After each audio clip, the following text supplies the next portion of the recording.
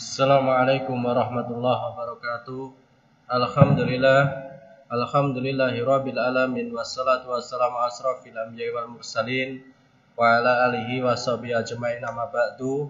Pertama-tama dan yang paling utama, marilah kita senantiasa memanjatkan puji syukur kita kehadirat Allah Subhanahu wa taala yang pada kesempatan pagi hari ini kita masih diberikan kesehatan oleh Allah Subhanahu wa taala sehingga kita bisa bertemu kembali dalam keadaan sehat, tidak kurang suatu apa. Sholawat serta salam semoga selalu tercurah kepada junjungan kita Nabi Agung Muhammad sallallahu alaihi wasallam beserta keluarga beliau, sahabat-sahabat beliau, dan mudah-mudahan kita termasuk umat beliau hingga akhir zaman nanti. Baik, anak-anakku kelas 10 yang insyaallah dirahmati Allah Subhanahu wa taala, kita lanjutkan pembahasan kita tentang materi yang ada di bab 3, yaitu yang terkait dengan teks anekdot. Perlu Pak Eko sampaikan, mengulang sedikit apa yang sudah kita sampaikan pada pertemuan yang lalu, bahwasanya anekdot itu adalah sebuah cerita lucu atau menggelitik yang bertujuan memberikan suatu pelajaran tertentu. Kisahnya biasanya melibatkan tokoh tertentu yang bersifat faktual ataupun terkenal. Ya, kemudian anekdot tidak semata-mata menyajikan hal-hal yang lucu, tidak sekedar menyajikan guyonan atau humor belaka, akan tetapi terdapat pula tujuan lain di balik cerita anekdot tersebut, yakni berupa pesan yang diharapkan bisa memberikan kritik pada pihak tertentu atau pelajaran kepada khalayak. Jadi tidak semata-mata hanya merupakan guyonan belaka, tetapi di dalam teks tersebut, di samping penyajiannya melalui guyonan, di samping penyajiannya itu melalui humor, akan tetapi sebenarnya tujuan yang hendak dicapai dengan dituliskannya teks anekdot bukan seperti itu, akan tetapi untuk lebih memberikan pelajaran kepada si tokoh itu sendiri maupun kepada khalayak. Kemudian yang hampir disamakan, karya sastra yang hampir disamakan dengan anekdot adalah apa anak-anak? Satir. Ya, ungkapan yang berupa sindiran pada diri seseorang. Biasanya satir itu ya diwujudkan dalam bentuk puisi. Sedangkan kalau anekdot tidak ada yang diwujudkan dalam bentuk puisi. Kemudian setelah itu anekdot terbentuk dari 3 unsur, itu pun juga sudah Pak Eko sampaikan bahwasanya anekdot terbentuk terbentuk dari 3 unsur, yaitu tokoh faktual, lelucon, kritik, pelajaran yang hendak disampaikan. Maka apabila hilang salah satu di antara ketiganya, maka teks itu tidak bisa dinamakan sebagai teks anekdot. Kemudian pada pertemuan yang kemarin kita sudah membicarakan juga tentang karakteristik atau ciri-ciri dari teks anekdot. Di antaranya merupakan cerita atau narasi singkat.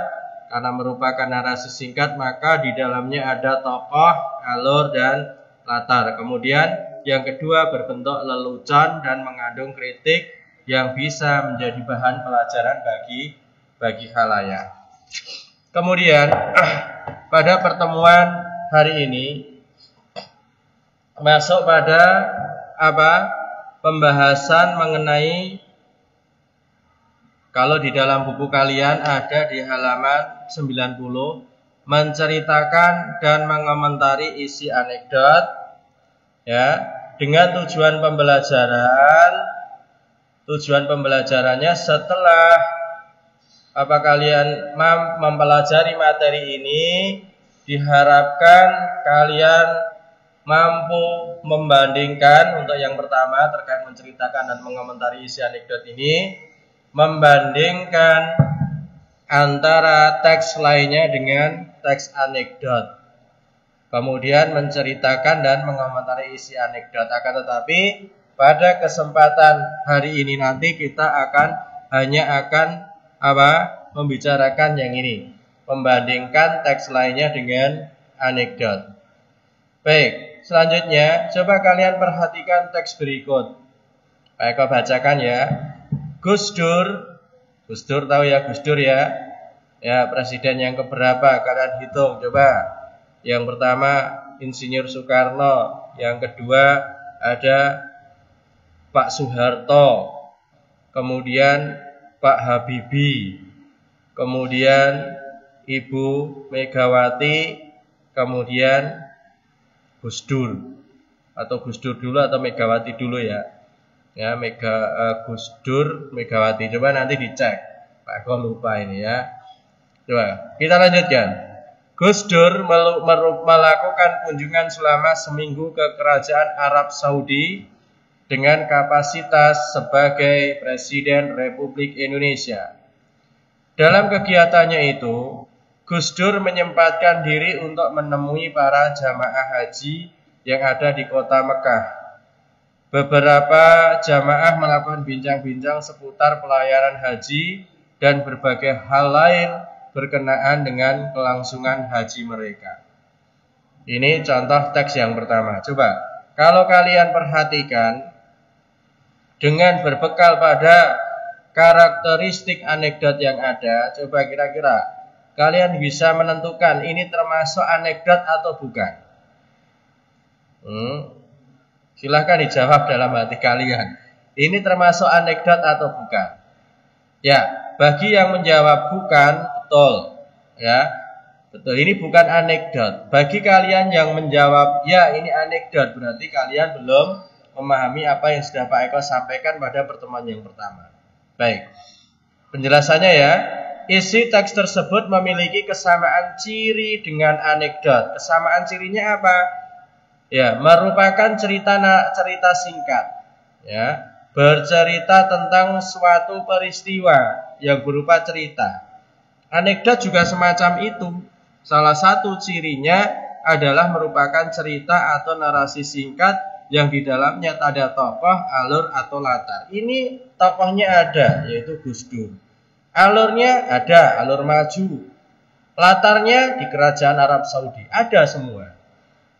Kalau hanya kita melihat pada ciri-ciri yang seperti itu, bisa nih teks tersebut memiliki kesamaan ciri dengan anekdot yang bercerita tentang suatu peristiwa berupa cerita, memiliki tokoh, memiliki latar. Seperti itu. Kemudian, isi dalam teks tersebut tidak mengandung unsur kelucuan dan juga pelajaran-pelajaran tertentu. Oke lah, kalau mungkin pelajaran-pelajaran tertentu ada. Mungkin bisa dikatakan pelajaran yang terkandung di dalam teks ini adalah sebagai seorang pemimpin maka harus memperhatikan rakyatnya, maka harus memperhatikan masyarakatnya, bisa. Tetapi di situ, di dalam teks ini tidak ada unsur kelucuan. Coba, mana yang ada unsur kelucuannya yang mana? Gus Dur melakukan kunjungan selama seminggu ke Kerajaan Arab Saudi. Apakah itu menurut kalian sesuatu yang lucu? Lupa lah, Gus Dur itu kan ada gangguan penglihatan, mosok bisa berkunjung ke Arab Saudi, berarti kan itu lucu. Ya tidak seperti itu. Seorang presiden dengan keterbatasan sesuatu yang ada pada dirinya maka ya bisa. Dia kan punya ajudan dan lain sebagainya. Dia punya staf, dia punya pas pampres. Maka ini bukan sesuatu yang lucu. Jadi kalau kita melihat pada teks ini tidak ada yang lucu. Tadi Pak Eko di awal sudah menyebutkan ada 3 unsur pembentuk suatu anekdot. Ada tokoh faktual mengandung lelucon, berisi kritik atau pelajaran. Hilang salah satu dari ketiganya maka itu tidak bisa kita katakan sebagai anekdot. Ini contohnya. Tokoh faktualnya ada, leluconnya tidak ada, pelajaran mungkin ada, tapi kalau di buku kalian dikatakan tidak ada. Maka hilang salah satu atau bahkan lebih dari ketiga unsur tersebut maka tidak bisa dikatakan anekdot.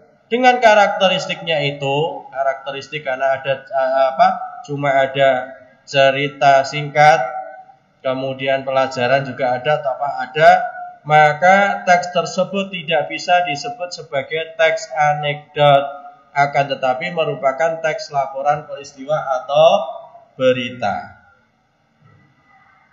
Ya, teks laporan. Teks laporan tentunya jenisnya banyak, bukan hanya teks laporan hasil observasi saja. Ada laporan peristiwa, ada laporan perjalanan, dan lain sebagainya. Apakah ini bisa dikatakan sebagai teks laporan hasil observasi? Kalau hanya melihat ini ya tidak, karena di sini tidak mengandung unsur klasifikasi. Maka ini pun juga tidak bisa dikatakan sebagai teks laporan hasil observasi, tapi tepatnya adalah teks laporan peristiwa atau berita. Kemudian perhatikan teks yang berikutnya. Ini ada percakapan antara Pak Ahmad antara Ahmad dengan Pak Anwar. Ahmad, bagaimana kalau pohon kelapanya ditebang saja Pak, supaya tidak membahayakan rumah saya? Kemudian jawaban Pak Anwar, lah tidak bisa Mat. Pohon kelapa ini sangat lebat buahnya, dan pohon ini warisan leluhur keluarga Bapak. Tidak bisa seenaknya ditebang begitu saja. Kemudian Ahmad, betul, saya maklum juga Pak. Tapi kalau nanti roboh dan menimpa rumah kami, Bapak siap nanggung kerugiannya?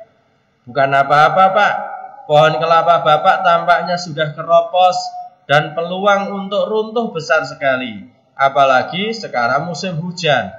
Kemudian Pak Anwar, betul juga, boleh kalau begitu, pohon itu kita tebang. Tapi biaya penebangannya Ahmad yang nanggung ya. Iya, baik Pak, terima kasih. Coba, sama seperti pertanyaan untuk teks yang pertama. Untuk teks yang ini, kira-kira ini bisa kita masukkan ke dalam anekdot atau bukan?